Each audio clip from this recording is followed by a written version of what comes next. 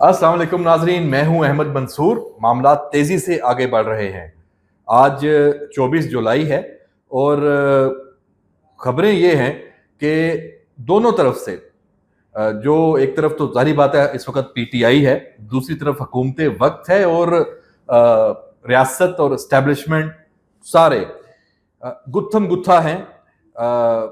लड़ाई बहुत आगे बढ़ गई है और जो एक फेज शुरू हुआ है, एक तो डिजिटल दहशतगर्दी, इस पे जिस तरीके से एक स्टैंड लिया गया है, मामला आगे बढ़ रहे हैं, पीटीआई के ऊपर एक क्रैकडाउन है और जो दीगर उसके हमायत याफ्ता हैं, सहूलतकार हैं, उनके साथ भी। तो पीटीआई को अब एक सियासी जमात के तौर पर नहीं देखा जा रहा और इस हवाले से हर महाज पे ये स्टैब्लिश किया जा रहा है कि पीटीआई एक सियासी जमात नहीं है। जवाब में पीटीआई क्या कर रही है? पीटीआई ये स्टैब्लिश कर रही है कि वो एक सियासी जमात है, उनकी एक सूबे में हुकूमत है, पार्लियामेंट में उनकी नुमाइंदगी है, वोट बैंक उनके साथ है। तो ये लड़ाई अब चल रही है।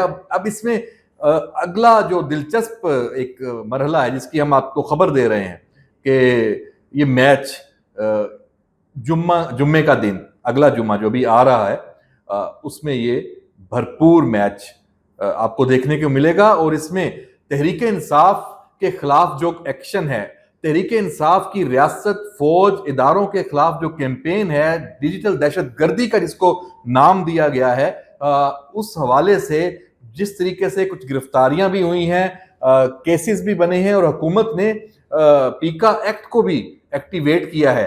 नई अदालतें कायम हुई हैं, खसूसी अदालतें तश्कील दी गई हैं। वजारत कानून इंसाफ ने इन खसूसी अदालतों के क्याम का SRO जारी किया है और chief justice Islamabad high court से मशावरत के बाद ये खसूसी अदालतें तश्कील दी गई हैं। जो एडिशनल डिस्ट्रिक्ट एंड सेशन जजेस हैं, सिविल जज ईस्ट एंड वेस्ट हैं, उनको ट्रायल का इख्तियार दिया गया है।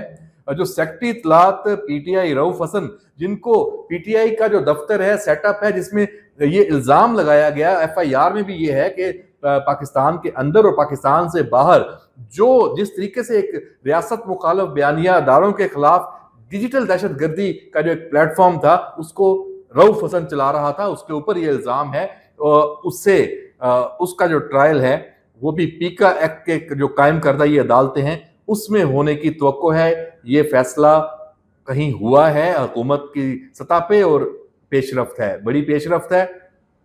जस्टिस बाबर सत्तार ने जो 6 जून को वफाकी हुकूमत से पीका एक्ट के तहत अदालतों के अदम क्याम पर जो जवाब मांगा था, उसी हवाले से ये है। दीगर सूबों में जो मुतलका हाई कोर्ट्स के चीफ जस्टिस साहबान हैं, उनकी मुशावरत से जो जजेस हैं वो अब नामजद होंगे।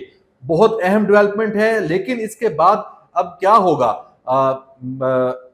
इसी से पीटीआई को भी नजर आ रहा है, तो उन्होंने भी अपनी सफ़ें जो हैं वो दुरुस्त की हैं। लड़ाई बढ़ गई है और उसमें उन्होंने क्या किया, उन्होंने एक तरफ से सियासी तौर पे अपने आप को ये शो करने के लिए, हम तो एक सियासी जमात हैं, हमारी सारी जो एक्टिविटी है पार्लियामेंट के अंदर है, पार्लियामेंट के बाहर जो सियासी जमातों का होता है, तो वो अपने आप को डिजिटल दहशतगर्दी के इल्जाम से दूर करने के लिए उन्होंने हिकमत अमली बनाई है। उसी हिकमत अमली के तहत आपने देखा कि पार्लियामेंट के बाहर कल एक सिट इन भी हुई है, धरना हुआ है और उसमें भूख हड़ताली कैंप, एक अलामती चंद घंटों का भूख हड़ताली कैंप। तो भूख हड़ताल जो है बेसिकली वो तो देखें, इंसान की जो एक उसकी डेफिनेशन है, इसमें वर्ल्ड हेल्थ ऑर्गेनाइजेशन भी और जो दीगर अदारे भी हैं उनके मुताबिक तो 72 घंटों तक आप कुछ ना खाएं पिए तो फिर आप भूख हड़ताल की उस स्टेज पे आते हैं। तो चंद घंटों के लिए अलामती, तो ये बेसिकली तो सिर्फ एक शोशा ही है जिसको पीटीआई ने शुरू किया, बाल कैंप लगाया, उनको इसकी कवरेज भी मिली सोशल मीडिया पे भी, इंटरनेशनली भी।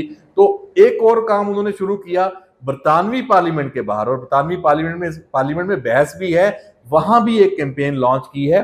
वो एक क्वेश्चनेबल है कि आप पाकिस्तान की सियासत को बाहर लेके जाते हैं, ये बड़ी अजीब सूरत हाल है। जाहिर बात है पाकिस्तान की बदनामी है और वहां पे और भी चीजें आप कर रहे हैं।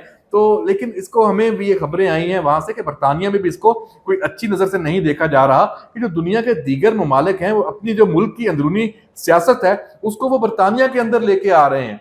तो वहां का जो अमन है, वहां बदअमनी, जाहिर बात है वहां प्रोटेस्ट करेंगे और जो पीटीआई के साथ ये लग गया है कि जहां वो प्रोटेस्ट करते हैं वहां बदअमनी होती है, तशद्दुद होता है, तो बरतानिया में भी ये अब एक सोच पाई जा रही है कि भाई आप अपने मुल्क का जो मामलात है उसको बरतानिया में एहतजाज करते हैं तो यहाँ पे हालात खराब करेंगे, तो इसके ऊपर बहरहाल ये भी पाकिस्तान की बहरहाल इसमें बदनामी है। जो मैं आपको आज इस वीलॉग के जरिए खबर दे रहा था, जो अहम खबर है कि पीटीआई ने तैयारी क्या की है। पीटीआई ने इस जुम्मे को भरपूर एहतजाज की तैयारी कर रखी है। अब पीटीआई के अंदर दो आरा पाई जा रही हैं कि इस जो जुम्मे का एहतजाज है, जो उसका एक एक्सट्रीमिस्ट जो तबका है पीटीआई के अंदर, जो पहले 9 मई वाला है, वो अब चाह रहा है कि जब तक हम जो जलाओ गिराव नहीं करेंगे, जो अदारों को टारगेट नहीं करेंगे, दोबारा हमलावर होके उनको बैकफुट पे दीवार पे नहीं लगाएंगे, तो बात नहीं बनेगी। वो चाह रहा है कि कोई ऐसी हंगामा खेजी हो इस जुम्मे को कि दुनिया मजबूर हो जाए, और खुदा ना खास्ता वो बांग्लादेश बनाना चाहता है। लेकिन अब मामला तो उनके हाथ से निकल गए हैं। जो पीटीआई के अंदर दूसरा एक सॉफ्ट कॉर्नर, जो सॉफ्ट एक ग्रुप है, वो सियासी तौर पे वो चाहता है कि सियासत हो, सियासी एहतजाज हो, आप अपना प्रोटेस्ट जरूर करें, कहीं इकट्ठे हों, अपने बयान दें, तो उसको सिर्फ सियासी एहतजाज, ताकि जो ये छाप लग चुकी है पीटीआई के ऊपर कि ये सियासी जमात नहीं है, ये एक इंतशारी जमात है और दहशत गर्दों की साथी है, ये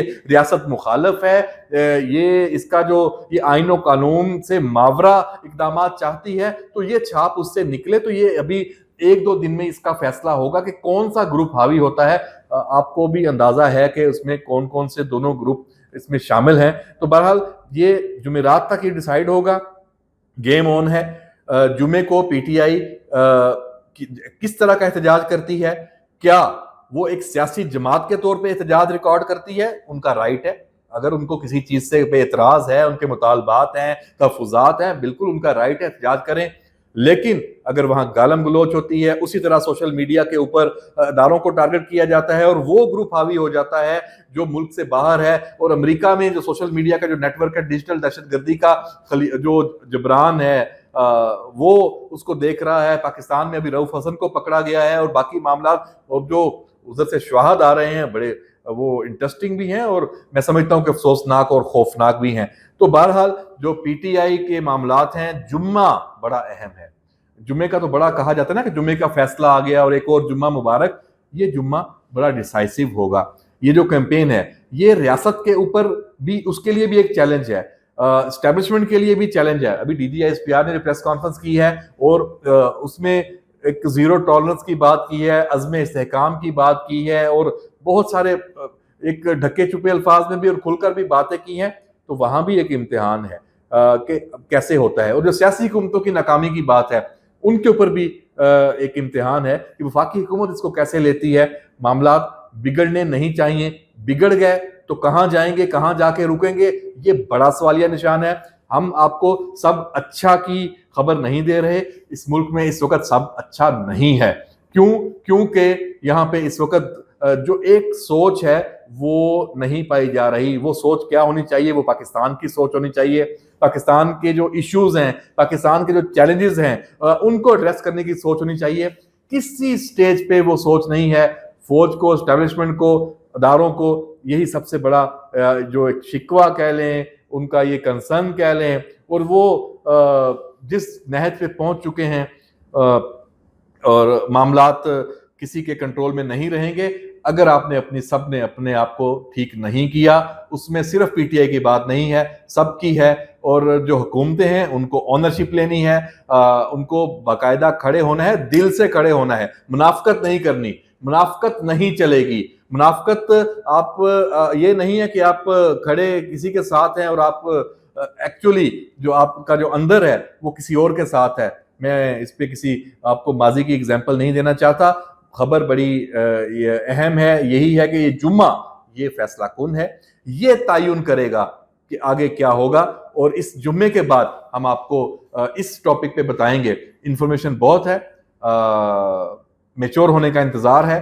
वो खबरें जब आ जाएंगी तो आपको इसे शेयर करेंगे। पीटीआई के लिए भी अच्छा नहीं है और पाकिस्तान के लिए भी इस वक्त अच्छा नहीं है। ये अच्छा वक्त कब शुरू होगा, इसकी जानिब हम कब बढ़ेंगे, सियासी हुकूमतें, नून league, peoples party, Jamiat Ulama इस्लाम, फजल रहमान, इन सब का भी इम्तिहान है।